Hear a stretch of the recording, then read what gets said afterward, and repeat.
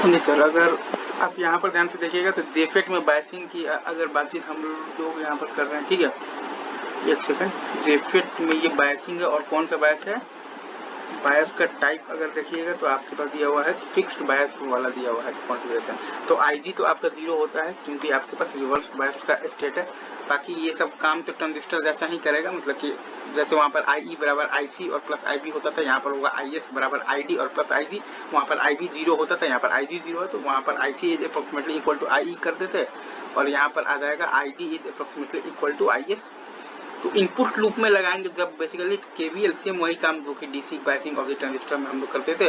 तो input loop में KVL लगाने से आ जाएगा बीजीजी प्लस आईजीआरजे और प्लस आ जाएगा बीजीएस बराबर 0।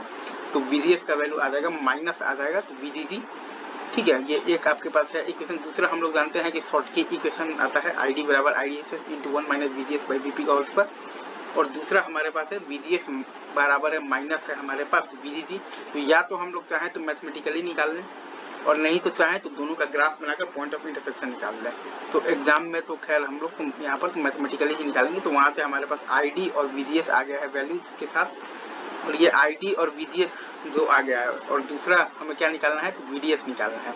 तो वीडीएस के लिए हम लोगों को लगाना पड़ेगा आउटपुट लूप में लगाना पड़ेगा, बेसिकली केवीएल लगाना पड़ेगा, किरचॉफ का वोल्टेज लॉ।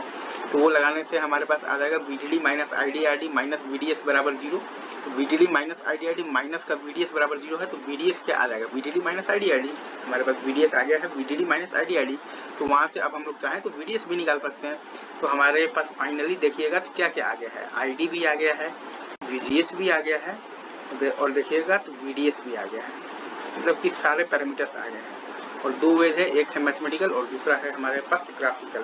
तो ग्राफिकल वैसे ये है, ये तो क्यू पॉइंट, लेकिन वो उतना मतलब एक्यूरेट आप बना नहीं पाएंगे, तो मैथ्स से ही आपको निकालना पड़ेगा। और वो जनरली आपका या तो लीनियर बनेगा, आपका बेसिकली बनेगा तो इक्वेशन, और नहीं तो ज़्यादा से ज़्यादा बनेगा तो क्वालिटी बनेगा, इससे ज़्यादा नहीं आएगा टफ। शुरू के 2 केसेस में आप ज़्यादा प्रेफर आप ग्राफिकल अप्रोच कर सकते हैं, लेकिन बाद में फिर मैथमेटिकल ही करना ज़्यादा चाहिए, ठीक है। ये आगे बढ़े।